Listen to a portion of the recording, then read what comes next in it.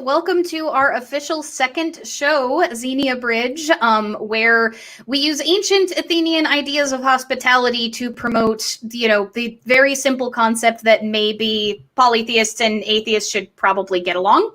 Hey, maybe. Jen, welcome back to Chaos. We had a pretty fun first interview, didn't we? Like Ocean and Cirrus came on, and their interview, or was it madness? Was it an interview or was it chaos? Legit. Okay, it was. Ocean and I tried to tame the chaos. We tried, both of us. As much as we both added to it, we tried. When are you going to understand that just doesn't happen when I'm around? Ever. I mean, it doesn't happen when there's this much ADHD in a room. Like, there's always at least 2 ADHD in a room with this show because both of us. I know. It's fucking terrible. So weren't you also mentioning, like, this is your first Pride Month completely out, which is pretty exciting? Yes, this is my first Pride Month completely out, like publicly out and accepting of my sexuality, and COVID hit because you know what? That's it. COVID hit because I came out. And then the COVID attacked. It's all my fault. I'm sorry, it's all my fault. So this interview has actually been two or 3 weeks in the making because Miss Christy Abbey here did a collaborative with me. I'd be shocked if anybody in the audience hasn't seen it yet, just because it's the most viewed thing on this channel, which is kind of shocking. We have over 400 views on it, which I'm really blown away by because my channel is tiny and like nobody knows about me. So the fact that we have people in the audience is shocking. But she did the numbers section and actually went and dug up all of the resources, like her and Justin, that Miss J.K. Turf decided not to actually include in her article. And then we decided to schedule each other on. I did an interview on her channel last week, which will end up in the description at the end of this show because I forgot to put it there because I'm special. And in exchange, she decided to come on and embarrass herself live on the absolute chaos that is my show. So welcome, Christy. And if you'd like to give a quick introduction that's a little better than the one that I did, this is now our second time driving each other crazy on camera. I'm loving this because it's not me doing it this time. I'm Christy Abbey. I have a YouTube channel. I mostly do interviews. I'm doing some Star Trek things with my kid soon, as soon as we actually get scripts together. I'm a trans woman. I was out for briefly between 1981 and 1983, went back in the closet and came out 2 years ago as trans. So the first question, I will give this one to Jen, but there's a first question that we're trying to ask at the beginning of every show that Cirrus and Ocean just decided to blow out the water for our first interview. Do it because my brain is blank on it right now. Because you're special. Because it's me. It's me. Like you're like, Jen, say the thing, and I'm like, it was your question. All right, it was. So, like this show obviously focuses primarily on atheist and pagan allyship, which I know you're on the atheist end of that. But what does allyship mean to you? Essentially, it means being there for someone else. It doesn't matter what their beliefs are, as long as their beliefs aren't harmful. Then allyship is just being there for other people and advocating for other people's rights and trying to do your best to be a decent human to everybody who is to everybody, even the non-decent people. I can tolerate for at least a few minutes. So do you, I know that your work primarily is in LGBT advocacy, and this is actually one of the areas that I feel that pagans and atheists in particular can work really well together on. Because overall, I think that both of our communities very heavily support LGBT rights. Like there are some atheists on the right that less so, and like there's channels, those names we don't have to mention, that cause all kinds of problems on that front. But overall, at least on our side of the community, like this particular group, do you think that it is worth putting aside our question, our answers to the question about God belief to kind of work on those things? And have you ever worked with pagans on that issue? Yes and yes. There's 4 people. There's 4 people in the house. There will be 5 in a couple weeks, but 2 atheists, 2 Wiccans. and we will have a Jehovah's Witness ex Jehovah's Witness, still God belief though, coming Theist. in. Yeah. Basically he's coming. He's kind of getting kicked out of the house because he doesn't toe the line anymore. He's not doing the doctrine anymore. I live with a theist. My mother's a theist, so Yeah. it's easier when the religion part isn't so. It's much easier then. She's very much the I pray because it makes me feel better, and I need to believe that something I get to see the people I love when I die theist. Yeah. So it's You might need to turn your gain down on your mic a little bit. Your mic got really loud there for a Mine? sec. Yeah. oh fuck, which one's that button? God damn it. Don't make me do the things on the air. Damn it. I can Don't switch make mine. me. I can switch mine up. No, it's better. Do the things on the air. You know this. You fixed it. Did I? You I the fixed it. fucking thing's like it's like me without caffeine. It's just fucked. Anyway. But yeah, it's easier I to have deal a pot with. of coffee here if you need it. No, You just wait, you just it's offered Jen 9 the elixir of life. It's 9:37. That's wine time in this house. 9 o'clock, the coffee stops and the wine begins. But no, it's easier when you don't have the dogma Mm-hmm. wrapped into them anymore. It is a bit easier, and it's like those are those are the ones I call Catholic light. They're just easier to get along with because they're just like, yeah, it's my God and that's it, and cool. A few years ago, I lived with a Catholic woman who had a strong hell belief and stuff like that. Oof. It was not a very good relationship. Although we've become friends again, which is nice. Press F to pay respects for hell belief in the chat, please. Yeah, well, during my time there, the hell belief went away, and I think she thought something might be up because all of a sudden she was there. Every time I saw her, she had a Trans Allies T-shirt of some sort on, which is, I'm thinking she figured that out before I was ready. But her hell belief went away, and a lot of things went away, and she became a lot more leftist and I think it was fine. Well, I think that part of the problem with hell belief, and this is one of the things polytheists tend to get very angry about. This is one of the things, like, if you want to see me get pissed off, like that's one of the ones that'll set me off. Jen will breathe fire for lots of reasons. No, I tend to get very mad about very specific too, reasons. Once you're finished, I'll explain why. But like hell belief is basically Stockholming somebody into, it's abusing somebody into your religion. Effectively, you're basically threatening somebody with this eternal punishment for finite things. And a lot of Christians, I think, stay in the faith because of that fear. And this is, again, specifically Christians with hell belief. Even the people who believe your soul is going to be eliminated at the end of time, which I've met a few of those, there's still that threat of, if you don't toe the line, oh yeah, Jen, you're looking at your camera like, what the fuck? But one of my Christian friends believes that. Like, what? That doesn't even fucking make sense. Like, why?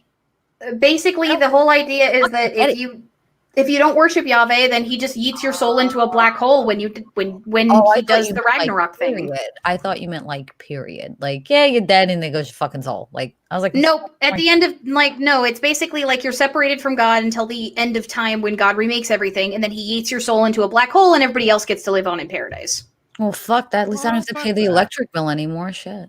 Yeah.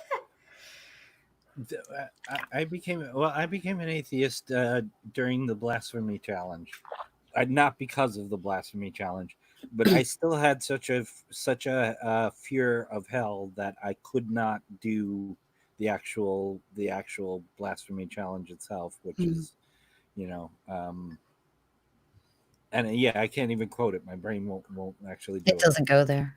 Yeah, Susan Susan brings up a good point, by the way. If you guys are missing my shows tomorrow night on Secular Literary Circle, you're missing out. We talked a little bit about the bodily resurrection of the Tanakh on Secular Literary Circle last week. And this week we're going to be starting to get into some of the later conceptualization of rewards in the afterlife from the Tanakh. So like if you guys are missing on that every week, it's exactly the same time as this show every single week. Like you guys go check out Divine Disbelief's channel and sub. It's on the recommended list on my channel page. Well, when I came out on both ends to my family, because atheism, when you're coming from a especially heavy monotheistic family, is coming out. When I came out on both ends, and this happened twice because I came out as an atheist before I came out queer. The only thing that I heard was that you're going to hell. That was like, I'm like, why? It's like they're trying to scare you back into it. I was like, why? You need to believe in Jesus and God. I'm like, why? Like, why? I was like, and like my family's not fucking bright. Wait, did I ever tell you about the one-eyed aunt? Like my family's not bright? No. Okay, so my family is so not bright. Now, mind you, this was the you're going to hell bitch. You know those cans of Drano? I don't even know if they make them anymore, but remember the cans of Drano? And it always said to never put in a damp, dark place. Mm-hmm. Where's this fucking idiot put it? Under the kitchen sink. Why? Because she's fucking dumb, right? So. All right. Oh, the New York is coming out. She's going to bring out the laundry detergent, and this pressurized can of fucking Drano hits the fucking pipe and blows up in her face. She loses a fucking eye. This is how fucking dumb my family is. Hey, we don't have to call all of the theists dumb. No, I'm just saying, like there were times where I would watch Maury with my mother and be like, oh my God. Please tell me you have to bring me on this show and he's not my father, because there's no fucking way I'm related to these people, right? So once I had to explain to her what an atheist was, she's like, but you have to. And I'm like, why? Why do I have to believe in God? Why do I have to believe in Jesus? So first she turned around and said, well, it's because when you die, you won't see us in heaven. And I was like, well, considering this fucking conversation, I damn sure don't want to be stuck with you for fucking eternity. and then she's like, but then you're going to burn in hell. I'm like, are those the only answers that you have? I'm either not going to see people I literally can only stay a week for because I'm going to go broke drinking, having to fucking deal with, or I'm going to hell. And I was like, well, I live in Tennessee. So super roasting hot summers, full of fucking shitty conservatives, and no fucking escape. I think I'm living there already, Deb. Excited. I was like, if I go to hell, it's probably a fucking improvement. All right. That was also the conversation where when I told her I was an atheist, her mother is my father's mother, is my grandmother, and we were very close. She died when I was young. And she goes, oh my God, your grandmother's rolling over in her grave. And I was like, and I just looked at her and went, holy shit, Debbie, you buried grandma alive? My father's like kicking me under the fucking table.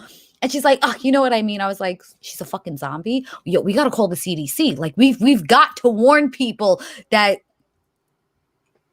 something's happening here. She's rolling. She's been dead for 20 years. Why is she rolling? We have to contact people. And I'm running around a house like trying to get the phone. And she's like, I don't know how to fucking deal with you.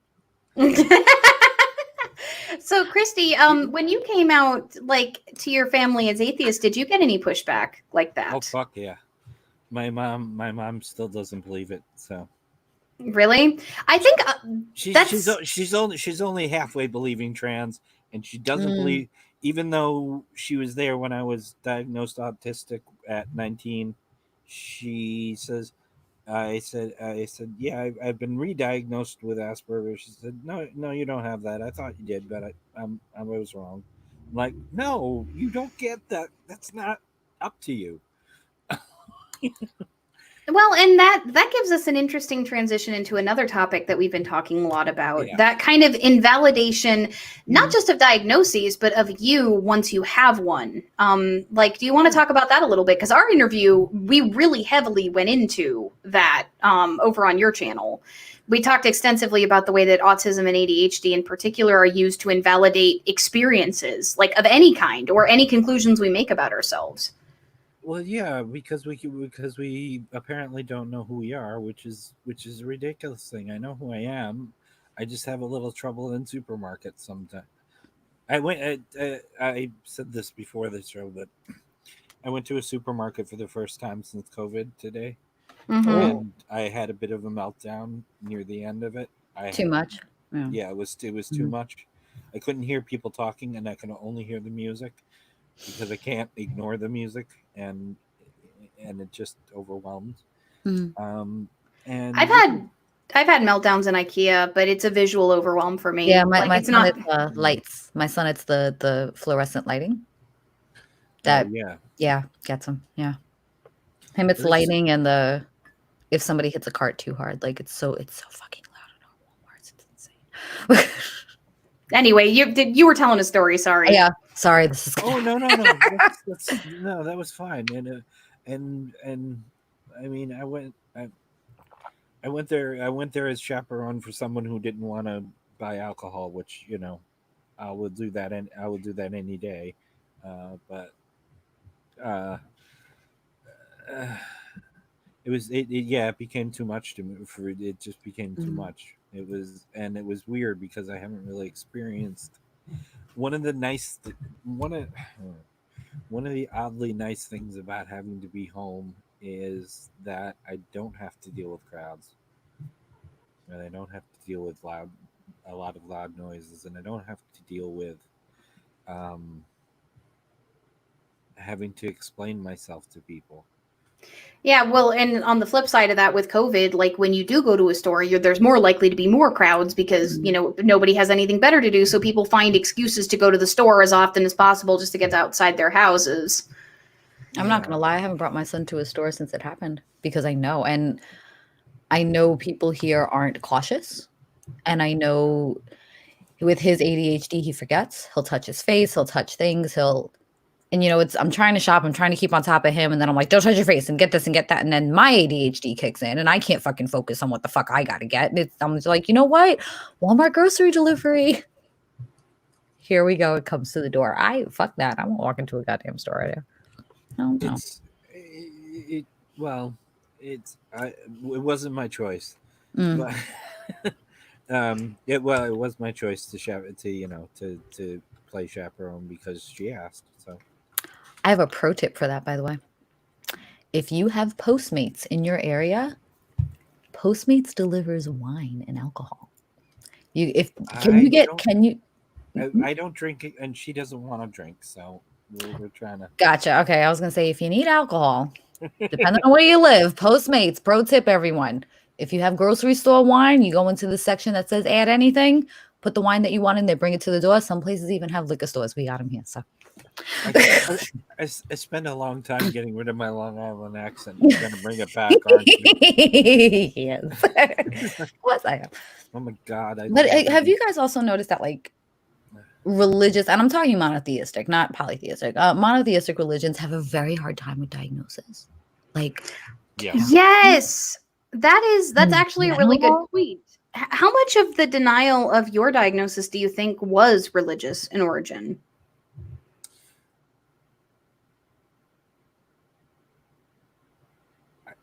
The atheist, probably all of it. The trans. Well, I had a friend of mine with me when when my mom visited, so was able to explain better than I was what the whole thing was about. And I don't think she gets that this was a thing forever.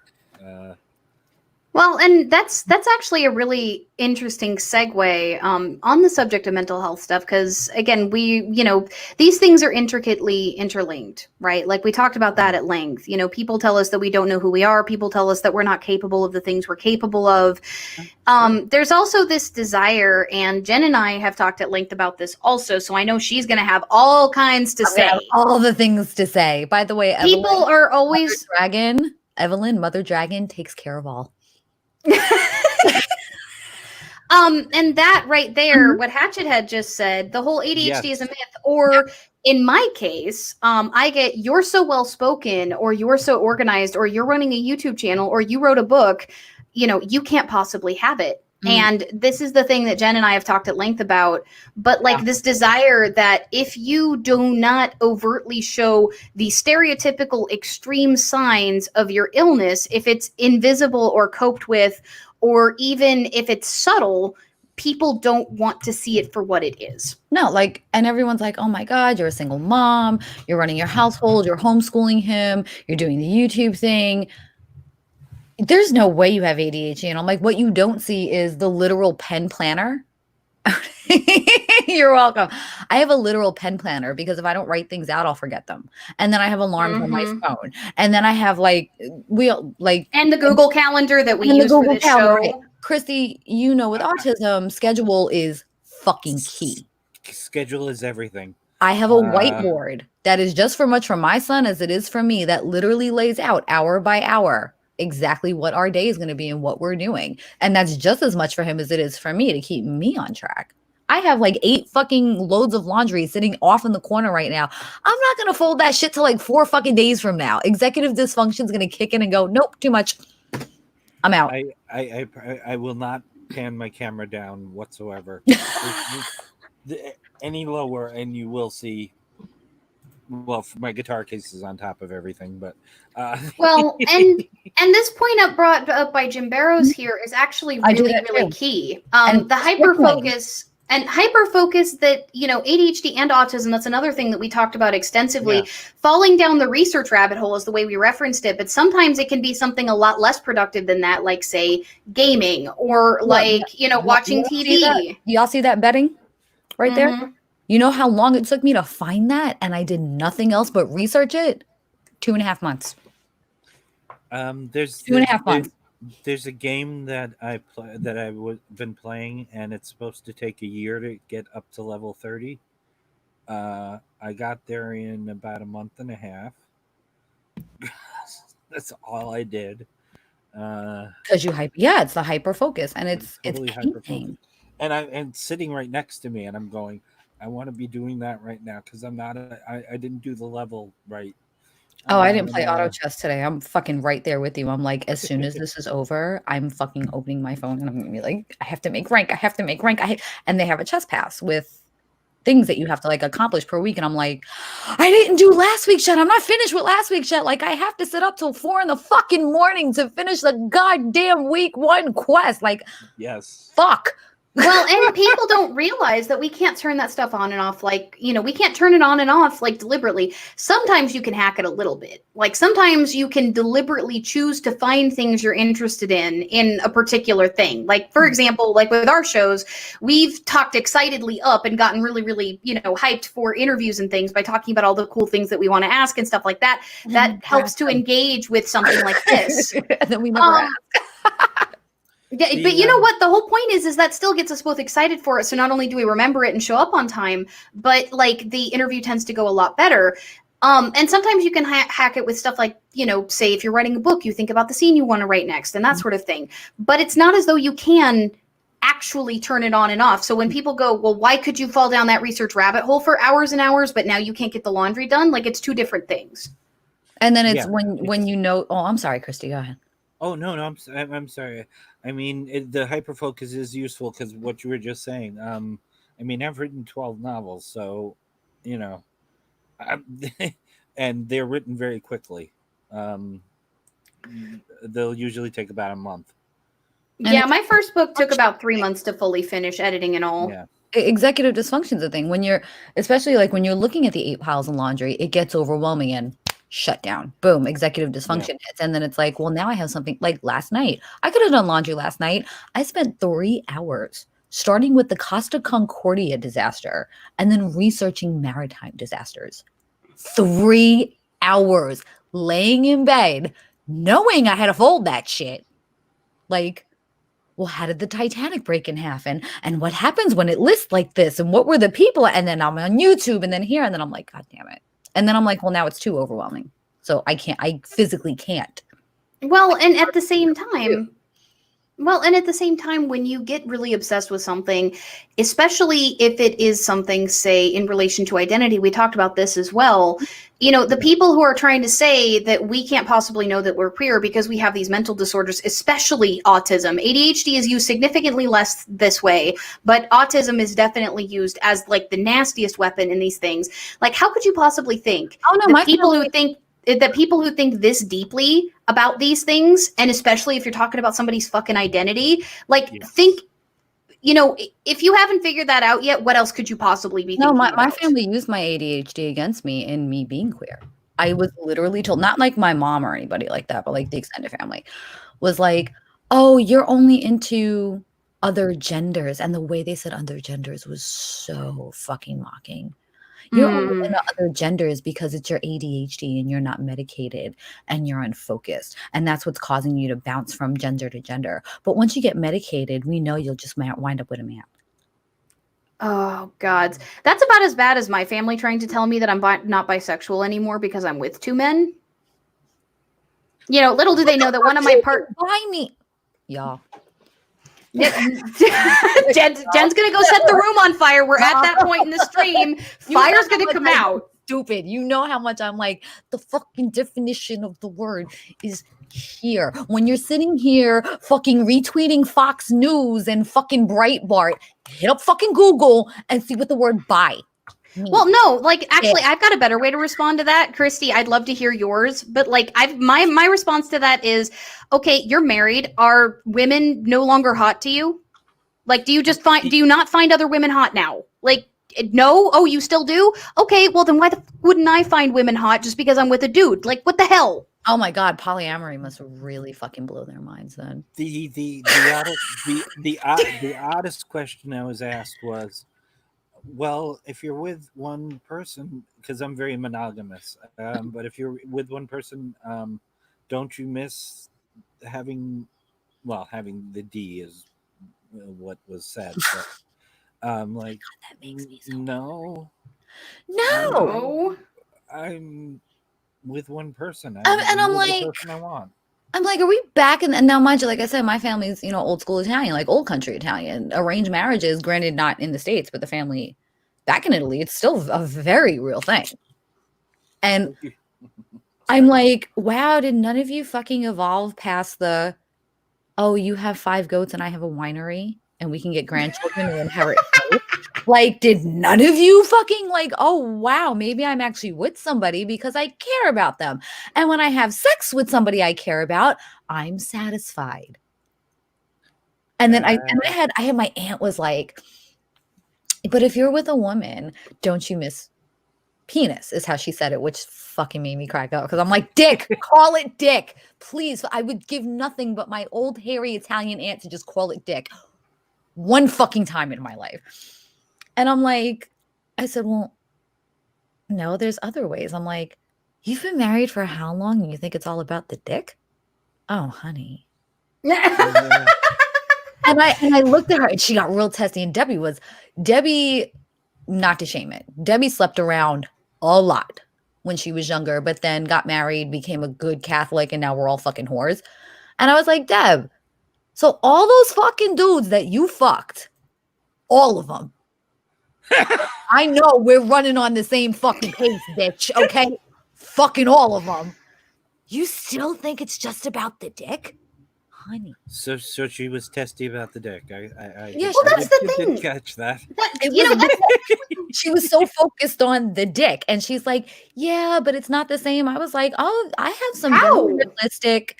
I was like, "I have some very realistic synthetics in my drawer," and she was like, "I can't talk to you anymore." I was like, oh my God, all he's using is his dick? What the fuck is going on in your bedroom?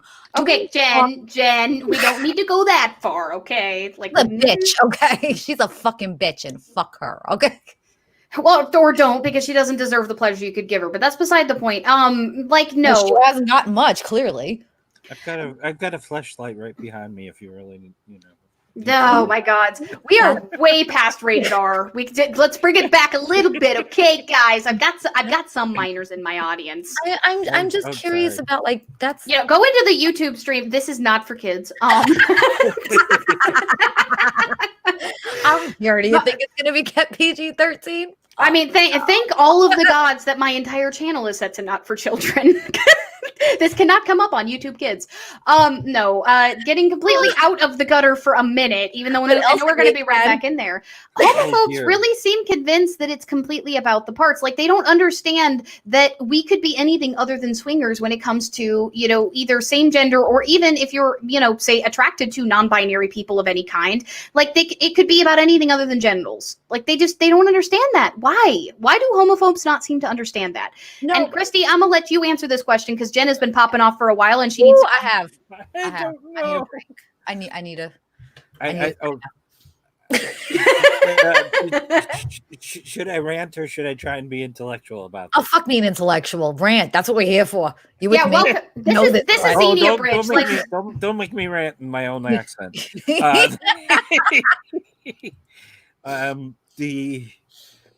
Essentially, I don't understand. Here's the deal. I was bisexual before I knew it was a bad thing, and one of the good things my parents didn't do was tell me it was a bad thing. They didn't tell me that it meant anything. I didn't even know the word for a couple of years into, sleeping with guys and girls and stuff, and using condoms, because, especially in the mid '80s. But I was gonna say, yeah, we're '80s era. Like, we know, I feel like normally in my Discord I feel old as fuck, and you guys are making me feel like I'm like a spring chicken. The '80s were fucking hard being very there. But I'm tis. Yeah, that's one of the reasons I jumped back in the closet. The other one was I was actually going to ask that. I was homeless. I was also homeless, and I decided that being trans while homeless was not a smart move. Doubly hard, yeah, especially in the '80s. Where, like, so for those of you who are way too motherfucking young, HIV and AIDS was not as, I don't want to say well received as it is now, but it wasn't as accepted as it is now. And it was okay. Don't even like beat around the bush on that. It was outright considered to be shit. I'm getting there. Damn it. No. Oh no, like this is one of those things that I'm about to pop off on. Like if y'all have seen fucking Rent, like no, you think that that's what it was like? No, it was so much fucking worse. It ain't fucking Rent. Angels in America. If you want to see something that gives you an idea, Angels in America or the second season of Pose. Yes. Yeah, like Rent is just like Rent basically cut the balls off of that and just like served it to white America. Rent is the Friends of describing the fucking HIV. Yes. So, and I grew up in New York City in the '80s. So this was ground zero of the HIV epidemic and the AIDS and HIV. Yes, it was seen as biblical punishment. It was called the gay cancer. It was actually called the gay cancer. And and Reagan refused to do anything about it on a government level because he was like, it would kill off all the gays. Well, no, but there was a second side to that. It evolved. And first it was being primarily seen. It first popped up in the underground gay man scene in New York City in the late '70s, early '80s. Yeah. And then straight people started getting it. And they're freaking the fuck out and they're trying to figure out why. They must be intravenous drug users. So not only was this the gay cancer, this was prime. As soon as the war on drugs started, they started blaming AIDS and HIV on intravenous drug users, which then bolstered the war on drugs, which then demonized the gay community because according to them, the underground gay community was full of just nothing but drugs. And they're getting all these straight little wonderful people just drugged up and just fucking them in the tunnel, at the fucking Tunnel nightclub and Chaos nightclub in New York City in fucking 1987. All my old boyfriends are dead. That's all I have to say about AIDS epidemic. All of them are dead. Well, and what's really screwed up about it is that it was treated as an issue of morality rather than an issue of public health. Right. And that's where, when people ask, how can monotheistic absolutist religion be harmful? Like, that administration used religious dogma to justify ignoring this crisis. It came out later on. Reagan was using pseudoscience. Reagan had a literal National Enquirer psychic as his top advisor. He had Jeane Dixon. Nancy brought her in. And he would consult Jeane Dixon about major policies and major things going on in the world. And Jeane Dixon is extremely conservative. And he was asking Jeane Dixon, what should I do about this? And it was her saying that her spirit guides are telling her, and her spirits are telling her that this is something that has to be done for the good of the country and the good of the world, because, the evil gays and the evil drug users are the ones getting it. I think so much changed when which people don't seem to remember, but things changed a lot in the early 90s when most of the people were dead already. So, Jerry Falwell apologized for saying it was a punishment from God, and he said he was wrong on that. And that was a big fucking deal. And then I think it was the Bush administration at that point had decided to start funding research, to start funding skip tracing, to start demanding that the cost of AZT meds was lowered, because AZT meds were thousands upon thousands upon thousands of dollars. And then Magic Johnson came out as HIV positive. I forgot. Well, there were also marches and stuff in the streets around that time too. Like, people talking about protesting, like that happened. No, honestly, I would say that. Sorry, that was the little.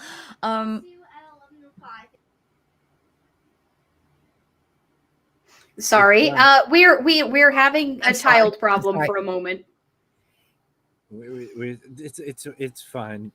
Sorry, I may have to step away here for 5 seconds because he's. Well, some of my earliest memories were of people. You guys like this. I will be back in 5. Child emergency, live on YouTube. I'm sorry. It happens. I have one who just turned 18, so I'm really happy about that. He's still little. I'll be right back, guys.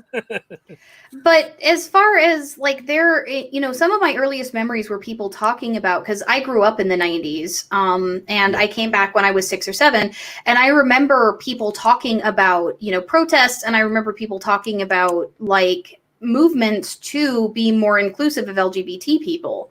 And it was mostly around AIDS. And it was like, by the time I was old enough to understand what was going on, LGBT acceptance was getting significantly more mainstream, at least in my area, which is extremely liberal by the country standards. Because, America is a bunch of little micronations.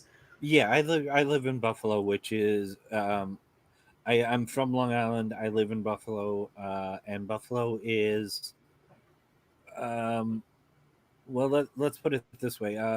One, of course, Buffalo's been famous because one action by the police here stopped a lot of the police brutality that was going on, because they never mind. But it's a very leftist city. It's very trans inclusive, although the police were also going after the trans group I'm in. I just didn't happen to be at the protest that night. But yeah, it's still. I was interviewed by. I'm a little. The clamped on it, yeah. At last year, during Pride, some local TV station decided to do a quick interview with me, and they asked me why I was there, and it was like I don't think they realized it was going to be such a devastating question for me, and I was there for all the people who couldn't be there,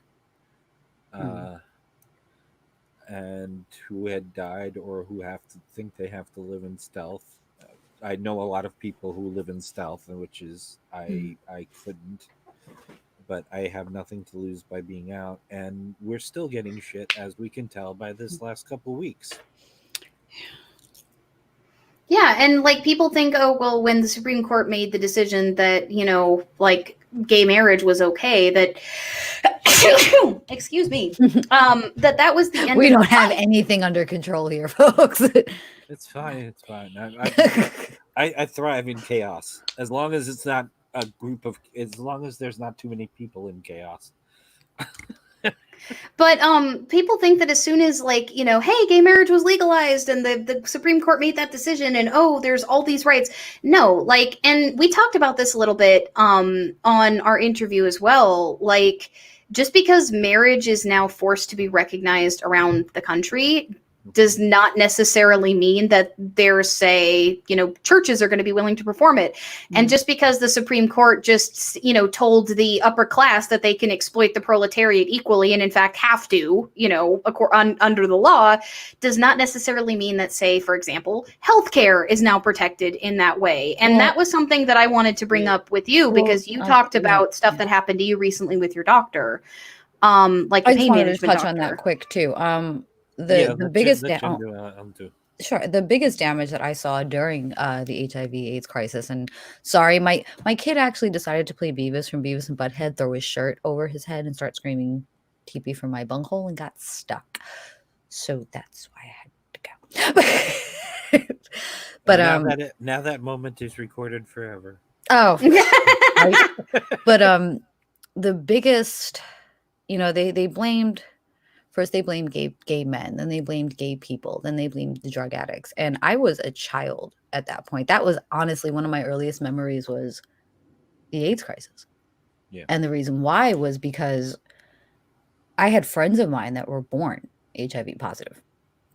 And because they came from seemingly straight mothers who had children, they didn't want to treat these kids. They didn't really think that these kids had HIV or that the mothers were drug users. So in turn, now the mothers had CPS called on them. The kids were fucking taken away. Yeah. And I've lost friends from the time I was a teen to it because, AZT drugs weren't as available. Life-extending drugs weren't as available. So by the time that they were already in the advanced stages. Now the cats are fighting. That's okay. Yeah.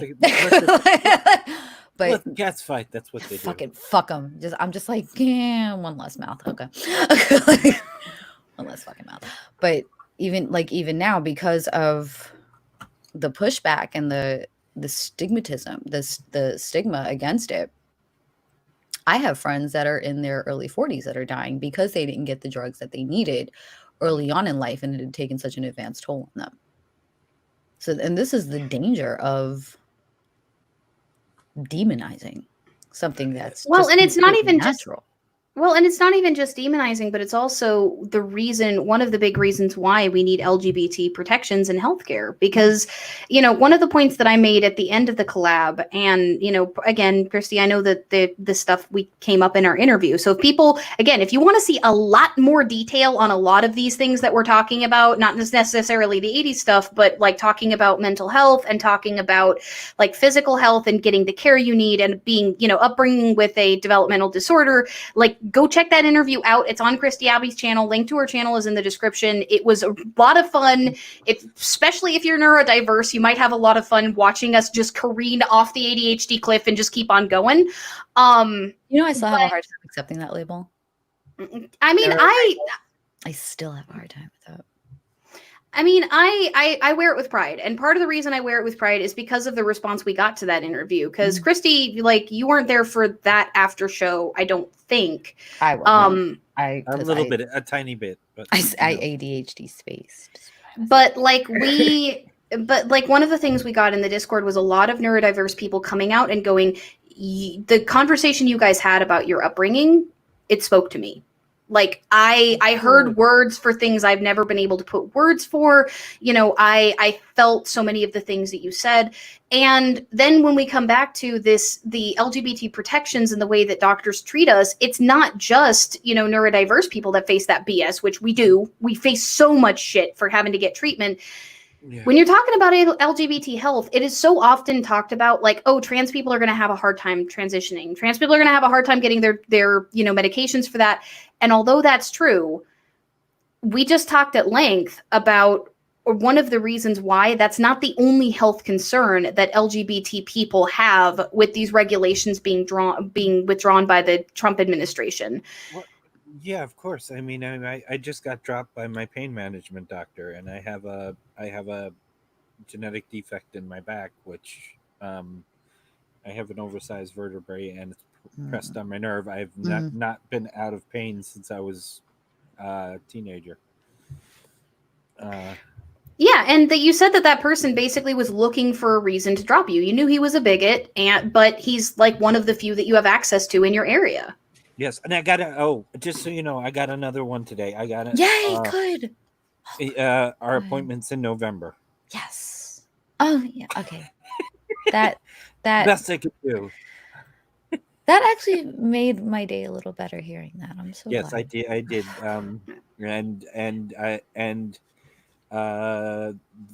My health insurance was did a complaint. Okay. Oh, the patient advocacy thing and filed a complaint. Okay, good. Because yeah, that's motherfucker. It's hey, at least your insurance was willing to do that. Usually, insurance companies are like of whichever daemon you want to pick that is not in the positive category. But like, it's good to hear that your insurance actually did do something about it. But the point that I'm trying to make though is that like we talked about this a little bit. If you get COVID, or if Jen does, and your doctors know that you're out and they're bigoted, you guys are far less likely to get a fucking test because you're out. Yeah, I'm less likely to be able to get a test because I'm poly. Now, granted, where I'm at, thankfully, my doctor, the hospital that they work for actually advertises LGBT health as one of their primary things. Like, that's how accepting my area is. But for folks who live in areas that are not like that, where LGBT, hey, we have an inclusive environment and specialty staff trained, specifically for LGBT health and da-da-da-da-da. And, that includes gynecologists who specialize specifically just in transition, things like that, or like counselors that specifically specialize in like LGBT counseling, specifically, like gay and polyamorous couples and bisexual, folks and that kind of thing. But when you don't live in an area like that, like those sorts of things, like that executive order right there, if it doesn't get yeeted out in the Supreme Court, it had direct, immediate consequences for you, and it's having direct, immediate consequences not just on transition, but on every single aspect of LGBT health across this country. I bet that there are 10,000, 15,000, 20,000 stories just like yours. Like the second that went through, they hear it on the news, people are dropped the next day. Oh, I mean, that's like, I will not get STD. Like, I had a hysterectomy done this year, like 3 years ago. I still see my OB because I know he's accepting of the LGBTQIA community and he's non-judgmental about polyamory. And I don't have to worry about, I'm with this person, I'm with that person, and him rejecting me off his practice for, first and foremost, or being judgmental about it. Like, I should never have to see a gynecologist again because after I've had the hysterectomy, I should never have to see one again. But I stayed on mine because I'm in the South. I'm in the South. That's literally called the buckle of the Bible Belt, and I'm next to the second largest military base in the U.S. military. So I have to worry.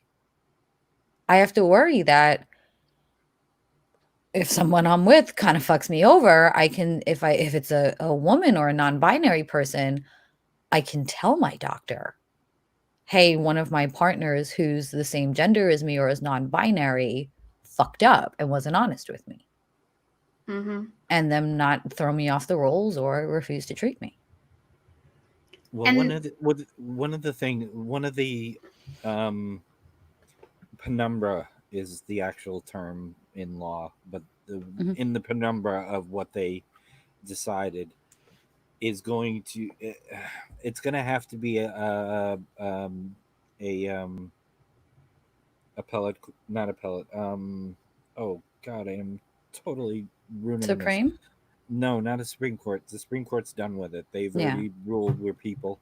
and basically some the court under them, district court, Yes.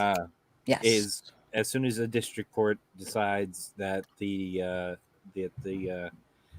Trump thing is voided, it will be voided, and the Supreme Court will not take it up. Mhm. Because And that's just what we're waiting on now. That's all we're waiting on. And Mhm. thankfully, my trans doctors, because we have a trans center here. That's Oh, that's a great. trans health center, and my primary is also my trans doctor. So Oh, that's fantastic. yeah, Oh, that's wonderful. yeah. So we're at least I know that. here we've got a couple of doctors in Nashville like that, but not in this town. Not here.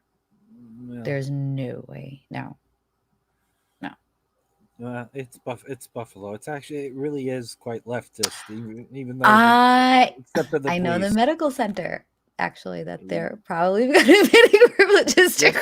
If you know Buffalo, then you know what it is. Yeah. Yep. You said Buffalo. I was like, oh, I lived in that frozen tundra of hell for a few years, a little bit north. I love it here. It's too cold. I hated Long Island. Oh yeah, no shit. I mean, who fucking doesn't fucking hate Long Island? And I'm from Southampton, for God's sake. So you're in the nice fuck. So since we're in a quick glow, by the way, we've got 28 people chilling in the chat. We've got 20 likes. If the 8 of you that haven't actually hit it yet, hit that fucking button. Yep, hit that like, guys. And if you're not subbed yet, please hit the subscribe button and ring that bell. Like, if you guys are enjoying the show, we do it literally every week at the same time, every single week. And we are booked out all the way to mid-August. And there are people that we haven't gotten the books yet that want to be there. So, like, we're going to have shows for you guys every single week, and we're really excited about that. But like that chill over now. Thank you. Well, you can always open another tab and look for Christy Abbey, because I had Allie on last week. I'm having Jen on this week. And you don't even need to open that extra tab up because it's in the description. Just middle click it. It's in the description. You don't have to look for nothing. Want to click through the tabs on this channel, my channel, the Atheist Wind Down. And we're going to do another shill at the end because we're not wrapping up yet. Yeah.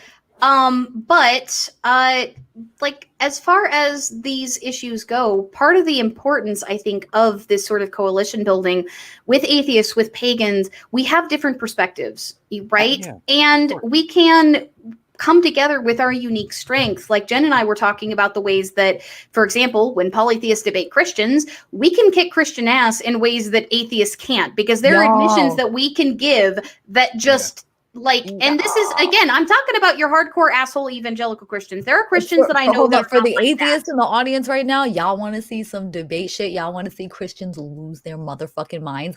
Look for a Christian debating a fucking polytheist.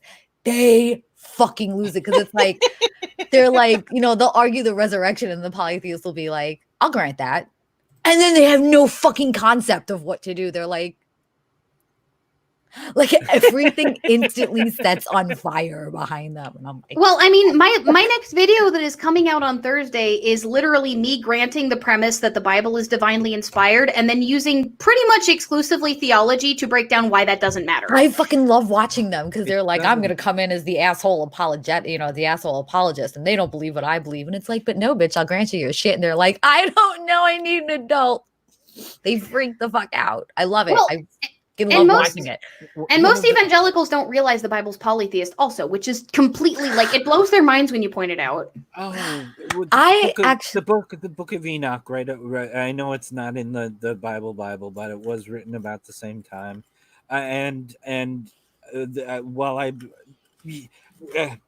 Weird things I did. I came out trans. I finally came out autistic, and now I'm coming out that I've refused my theology degree. Oh. And nothing hurts more than wasting all that money on a degree you don't use anymore. I'm there with you. But but I can talk about this shit. So it's Why do you think I talk about politics? But when we're talking about, like, even talking about politics, though, like when Christians try to claim, say, objective morality, or they try to claim that morality is ground in religion, and that all religions are like that. The Steve like Harvey our, defense, yeah. Like, our immediate response is, wait, what? Like, we also believe in gods, and we're sitting here going, what the fuck are you smoking, and why does it suck? Are you okay? And that's something that we can work together on. We agree on what the problem is, and we both want to fight for a secular society. Like, both sides of the camp, there is absolutely no reason for us to stop working together, like to refuse to work together over the answer to a single question. No. Like, atheists like to go, atheist is not my identity, it's just an answer to a question. Well, if it's not your identity, then why the fuck do you need to fight mine? Then why do you vote with identity politics for it? I will say I was in one of the new atheists before most of the new atheists turned out to be. Until oh, sorry. Baby, I think we all went through that. Yeah. I think we all went through it. Yeah, we did. And then we found the internet and went, oh no. Oh no, babe. No. I'm not sharing a screen with Sargon. I'm not gonna do it. I just got douche chills the moment you said that word. It's like, okay. Like, that's that phase. Hi, yeah, Tony. we had. Hi, Tony. I love seeing you everywhere. I loved it. We've actually had two trolls. We had one that was notorious just as a community troll, and then we had another one that was in the chat tonight that was promptly. Yeah, I was gonna say that we had the one that pissed me off last week, right? Mm-hmm. When it was like, Jen just watched my channel. Jen just watched my channel. I'm like, I'm gonna wipe my fucking puckered asshole, my puckered. Well, no, I can't call it a virgin, but non-used asshole with your channel. How about that? But yeah, I mean, like he's one of the like I ate a mushroom and saw God types, and like that was the trolling that he would do on like the old channel that I used to work on back in the day. The channel that must not be named. But like there was actually a good point that was brought up earlier by a friend of mine in the chat that we didn't get a chance to. So I want to circle back a little bit to the mental health conversation. Yeah. Because we're talking about the ways that atheists like to attack us, and Christians like to do this too. But there's medical language that anti-theists in particular like to appropriate when they're talking to theists that is often used on trans and LGBT, like LGBT of all stripes, honestly, people. And that is calling us delusional. And I'm using the word here, even though it can be triggering for some folks. Here's your trigger warning. We're going to be talking about schizophrenia, and we're going to be talking about like mental health stuff. If you're bothered by that, here's a trigger warning for this discussion, because we're going to get into some really invalidating things that are said. But like folks like to use that language, even though delusions is a medical term. People say, oh, it's colloquially used and da-da-da. It's colloquially used in the same way that somebody goes like, oh my God, I'm so OCD because I had to straighten that picture frame. Like it's abusive and it's hurtful, and you should not do that. You're like, I'm so ADHD, I got distracted by that bird out my window. It's like, bitch, you don't fucking know what my experience is like. I've had people say, oh my God, I can't get this right, I'm so autistic. And I'm like, I'm going to autistically punch you in the fucking throat. What I hate is being told just autistic screeching as a comeback. Like, oh, I hate that shit so much. I'm like, what is the matter with you? I don't have a diagnosis for you. I'm sorry. You're so fucked up in the head. You don't even have a diagnosis, bitch. Yeah. Okay, fuck you. You're so screwed up. They left you out of the DSM. You're so screwed up. They're still fucking studying you. Okay, fuck you, cunt. You fucking false motherfuckers. Yeah, Jen, go drink your water bottle. Put the fire out. You don't need to set the whole neighborhood on fire. Just the room. The room is good enough. You saw the neighbors that knocked over my fucking mailbox, right? Lighting the neighborhood on fire is fucking justified right now. Okay. Jen, you're in Tennessee. You're going to do Sherman's March all by yourself. Jen, do I need to point the fire extinguisher at you? Do I need to like point the fire extinguisher at you? Do I need to hold it over your head? I'll go yell at my ex-husband about the money he owes me after the show if I can't keep it under control. But actually, again, trigger warning for folks who are not watching the live chat, because I'm about to put something fucked up on the screen. Trigger warning for ableism. But this is a major thing. God damn it, the chat shifted. This is a major problem. When people use autism as a synonym for stupid, or when they use it as a synonym for like obsession or cringe. So let me I've liked everything Gaynor has said, by the way. I love Gaynor. Gaynor's one of my favorite people ever. I have worked with autistic children for 25 years now. To the point where no, there isn't. No. When I started working with autism children, we didn't have the spectrum. The term autism was reserved for, and I fucking hate this term, lowest functioning. Fuck, I hate that. Oh God, I hate that term. Jen, why have you not? Jen, if you watch the interview, we both ranted about that term and why and like how we're frustrated that there's no better term. Right. But I liked Asperger's because it was separated, and it didn't have that spectrum shit. But it was, they were nonverbal. It's not fair to everybody, and that right because there's different levels of Asperger's. I was about to say I'm verbal, but apparently I'm not. Well, I mean, let's face it. If any of us on this channel get angry enough, then all you can just hear is But it was reserved for nonverbal. The only stimulation that they would express is repetitive movements. Could not function on their own. This is when I had started working with autistic kids. This is what it was reserved for, and then we discovered the spectrum, which was just so fucking eye-opening. So. Yeah.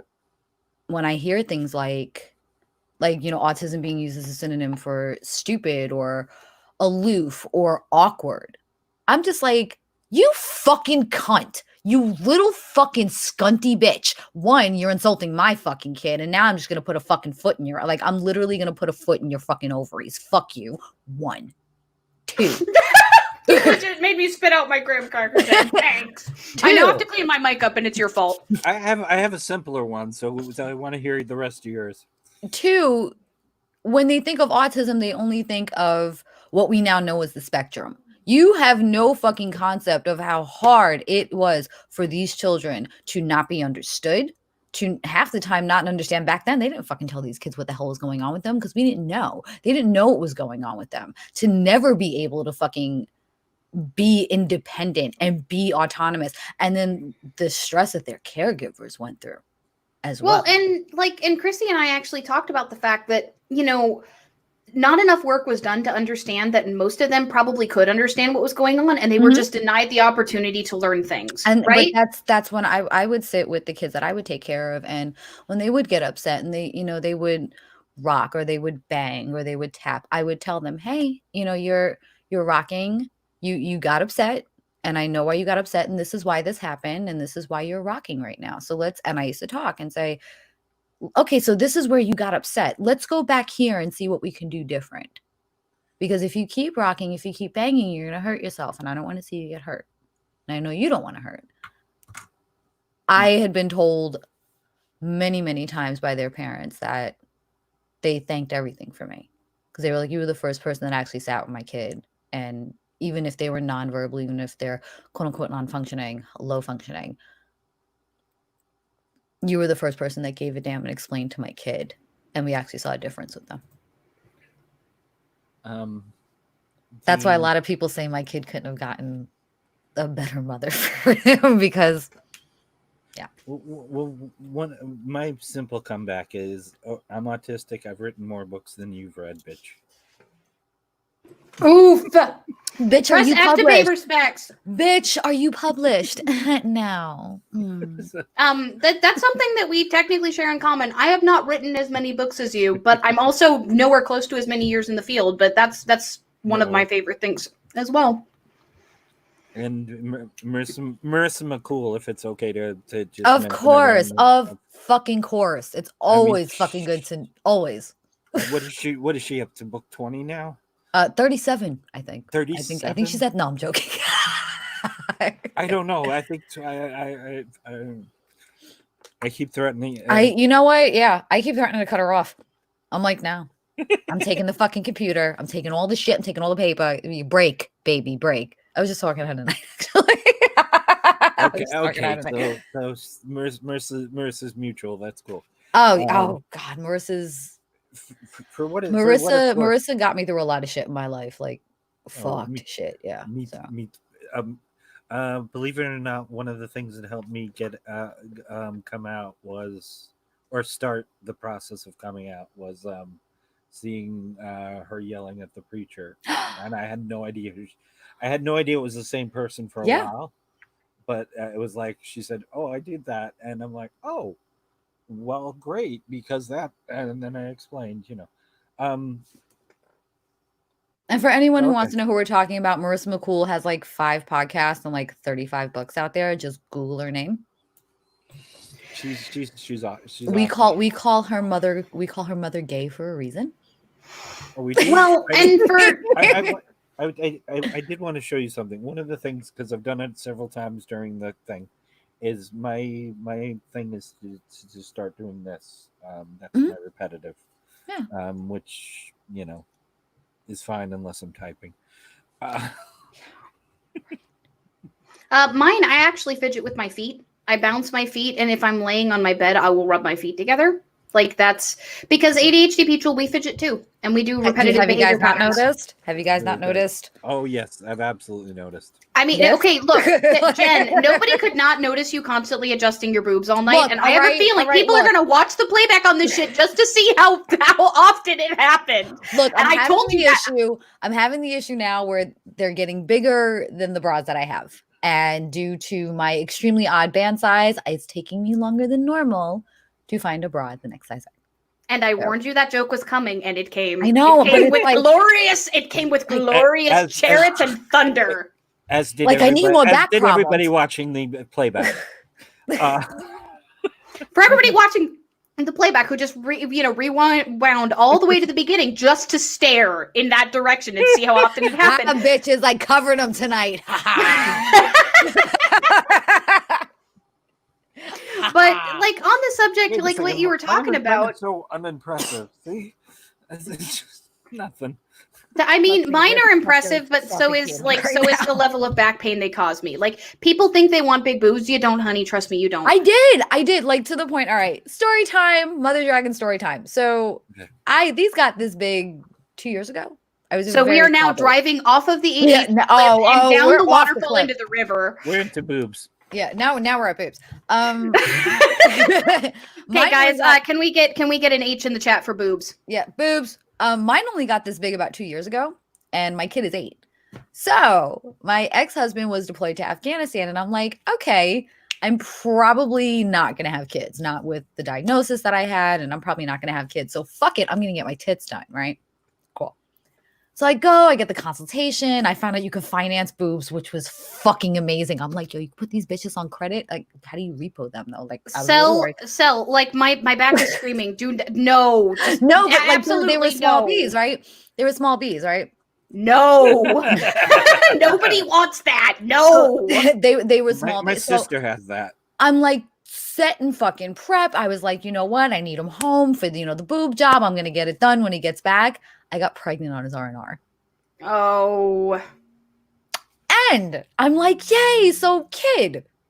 One less surgery to get the boobs. I had the biggest ass I had ever fucking had in my life. Boob? Nope. And I would look at him every day like you. I have seen pictures of that butt, and I can assure you it was oh, no, I was bigger then. I was bigger right after I had given birth to him. Okay, so... I'm like, you $10,000 big-headed motherfucker, 50 pounds. You could have fucking put it somewhere else, kid. You could have. Now they're spilling out, and I'm like, my back hurts. I'm like, why? I'm like, why did I want to get these done? Why did I want these? I don't want them anymore. I don't. Nobody who has big boobs wants them. That is the lesson for the night. If you need to take away a moral of the story, is you don't want big boobs. Like, you think you do, you just don't. You know what it's like living in the South? Jen, aren't you supposed to put a Confederate flag on them? Isn't that the deal? No, a Blue Lives Matter flag. Ooh, That's bad. Ugh. bad. So like that. So like you're begging. The Punisher version. So, girl talk aside, we can get back to things. Like we had an excursion into boob land. Like the breasticles have been pleased. Hail Priapos. We're done for a second. Everybody in my Discord, I just get a Hail Priapos. Comrade is about to go spam stuff, I'm sure. But anyway, coming back for a second though to what Jen was saying before we decided to, take the tit train off into mammary land. Like legitimately, one of the things that you did though is you treated like those autistic kids that you were helping with like people, and that's the thing. People forget that people with developmental disorders are people. Yeah. And I think that that's one of the most important things that we need to remember. And Christy, you had some like mentions that we talked about a little bit with, how afraid you were of your diagnosis for a little while because of the way that people who had that label were treated. Oh, sure. I mean, I was the kid who was put in the corner and left to do what I wanted to do because whatever, they wanted to move me from 2nd to 5th grade, which would have been a nightmare. Yeah. And so I just kind of learned on my own, and that was until I was in high school, and I had a couple of teachers who actually understood me, which was hard. It's, they're still doing that, right? Like that's what's happening at my son's school. That's why I'm looking to move. Academically, he's well above his peers, but socially, he's not. Yeah, that's yeah. And they're just kind of leaving him off, and I'm like, but what are you doing to strengthen his other areas? The at one point in 6th grade, because I was separated like that, the entire class, when the teacher when I went to get something out of the closet, the entire class threw me down and dogpiled me. I'm sorry, sweetheart. Yeah, I came this close to being school shooter type because and like growing up, I didn't know that I was ADHD until I was 24, 25, somewhere around there. It's been 4 or 5 years since I got diagnosed. Oh no, I got told. For people assigned female at birth, like that's something that's very, very typical is that we don't get diagnosed until way later in life. I got diagnosed in my teens, but my super Catholic family was like, oh, there's nothing wrong with her. She's just being a typical teenage girl. Just like our sons don't have autism. Boys are just lazy. Well, and my sister-in-law than girls. Well, and I got called lazy growing up because, like, tell me if this sounds familiar, everybody in the room, and anybody who's neurodivergent in chat. Allie needs to apply herself more to subjects she's not interested in. Allie is brilliant, but doesn't do homework. Math. All of the math. But here's the other side of it that most of us... I taught math in my senior year. I actually was a teacher at my school. Because they didn't know what else to do with me. Just like Well, and here's another side of that, though, that a lot of us don't talk about: how much we were socially punished for the symptoms we didn't know were symptoms. Like for boys, when they were hyperactive, and again, we're talking assigned male at birth. We're not like, I'm not excluding people gender. When I'm talking about born sexed is what. Like folks that were assigned male at birth, they were far more likely to, have their hyperactivity recognized. They were more likely to get diagnosed. They were more likely. But for us, hyperactivity often expresses itself, and this actually goes for trans women too that come out early enough to get on hormones when they're kids. We're socialized differently. Like, women in general of any sort, we are socialized differently. We are taught how to control the physical fidgeting, which turns into verbal fidgeting. And I was punished so viciously, socially mocked, attacked, ostracized for getting too excited and talking too long. And for talking, for cutting people off, for interrupting, like what we've been doing. We all understand each other right now. We've been doing this flows, and the fucking chat's probably like, what? Yeah, this is. I actually asked because I try to control it as much as possible around my well, she's not going to hear this, but it's my semi sort of sometimes girlfriend. I asked her to watch the one from last week because she never really watches my videos. She did watch the J.K. Rowling one, which surprised me. And she was like, "What are you guys doing?" Everything. It's like, I mean, you guys just keep talking, and there's no punctuation or periods or sentence structure or anything. I'm like, that's how we talk to each other. Yeah. This is something you never got to see. She got to see me actually have the repetitive movement where because I got too stressed. Yeah. During because the conversation was getting too much for me. Well, and we shifted away at about that time because I picked that up and we moved away from the topic at the time. But what was interesting through most of that interview, you hardly stuttered because you got so excited and engaged with it that we ended up just chatting the entire time.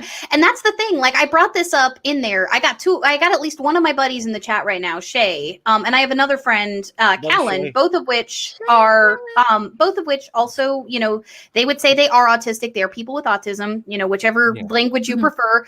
But people who think that folks with autism like either don't communicate very well or can't or whatever have never tried to engage somebody with autism on something that they like. Yeah. On something they like. You want to get Shay or Callan to talk your ear off. You want to get Christy to talk your ear off because like we talked each other's ears off. The moment I brought up writing before that interview, suddenly we were on the same page and we were best friends. And that's the thing. My son was nonverbal until the age of 3.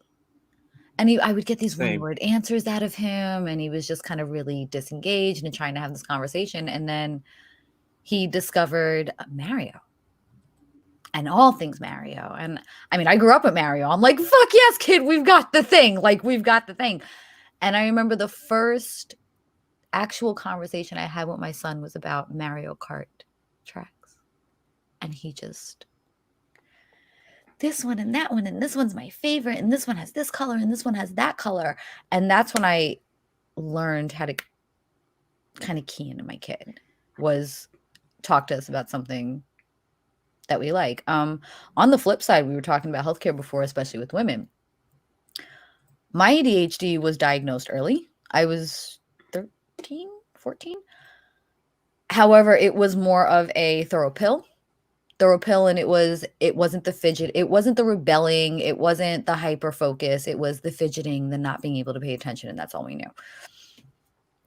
Because I wasn't treated properly and I was always getting into trouble, I thought this is what I was and this is what I was good at. It turned criminal. It turned horrifically criminal. And I really feel that if I had been taken seriously for it, it wouldn't have got there. I wouldn't have done half the shit I did and the shit that I'm not proud of. Thank you, Jen.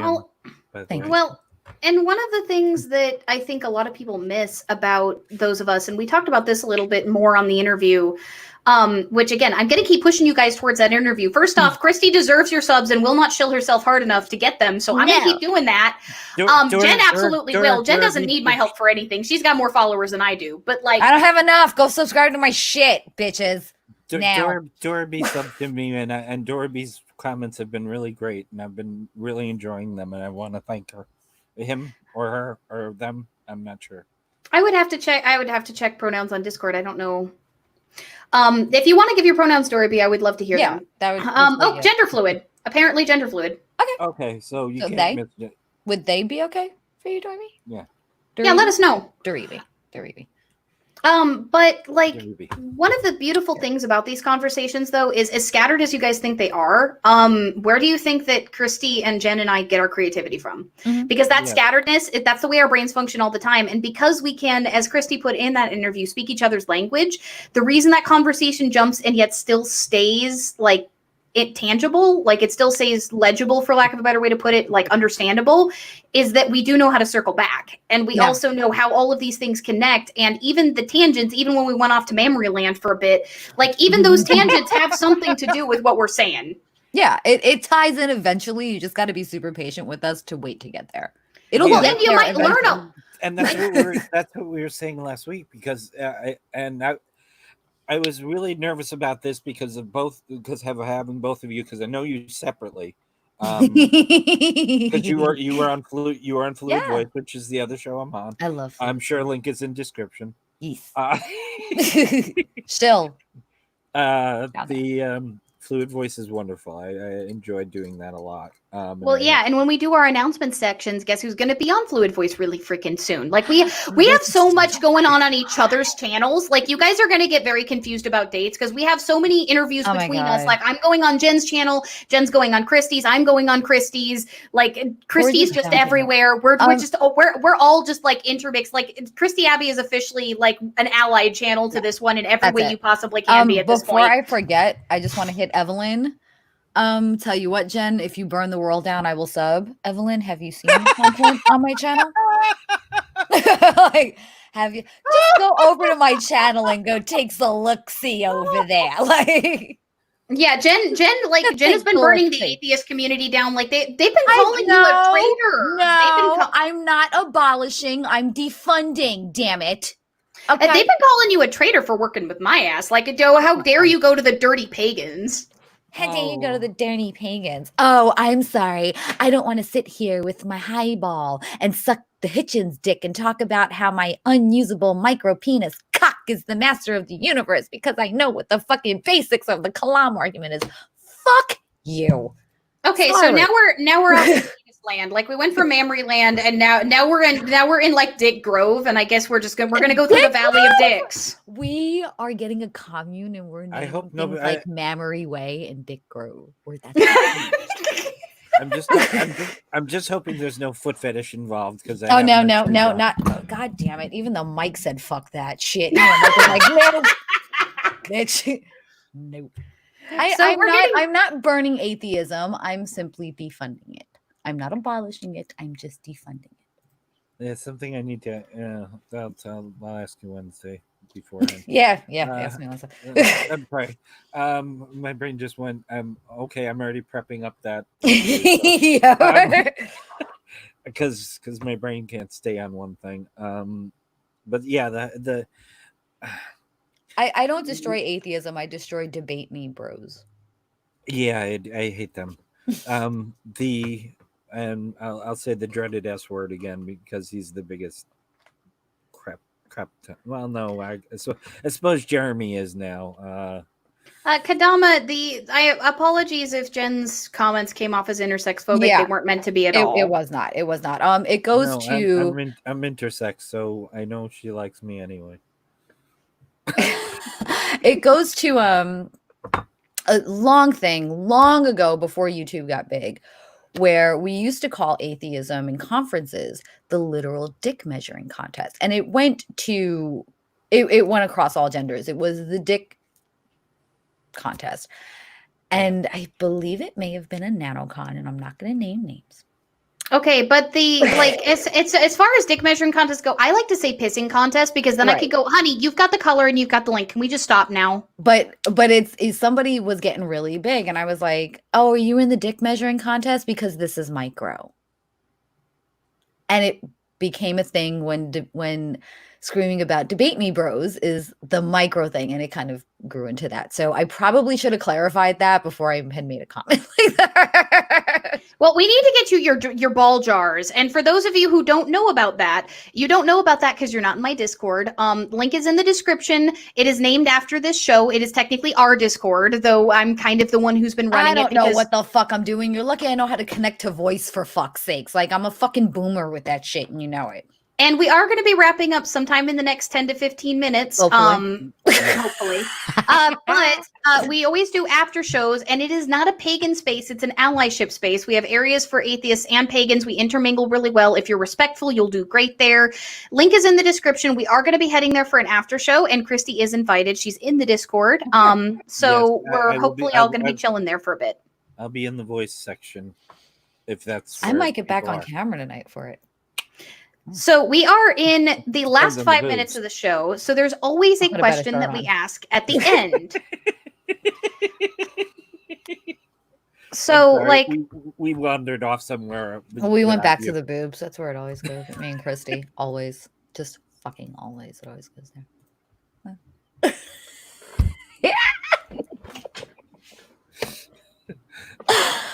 Now you see why me and Christy are such good friends. Allie's just like, fuck. Okay. Okay, I'm just waiting for y'all to be done. It's not gonna happen, so you just should go. Go. So there are two questions that we've decided that we're going to ask at the end of every show. And Jen got to ask them last time. Okay. So I'm going to ask them this time.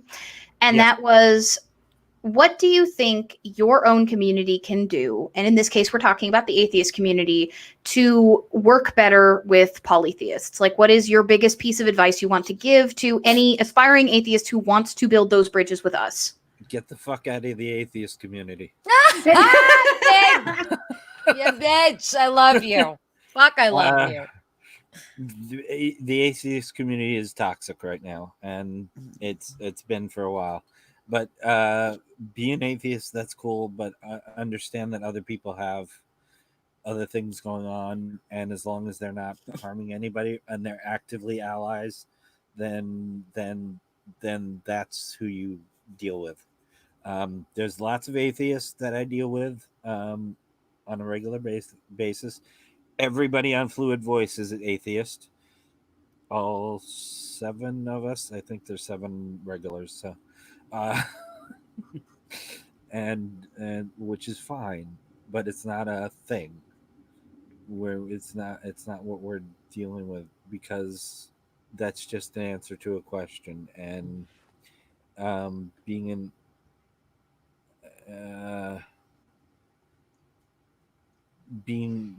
Gainer, you are on point tonight with that. No, snark, man. I'm gonna wait for Christy to finish before. Okay. But yeah, I get out of the atheist community, because they don't understand what non-belief is. Non-belief is not attacking other people. Mm. And Jen, you get to ask the other side. What's the other side again? The polytheists. What?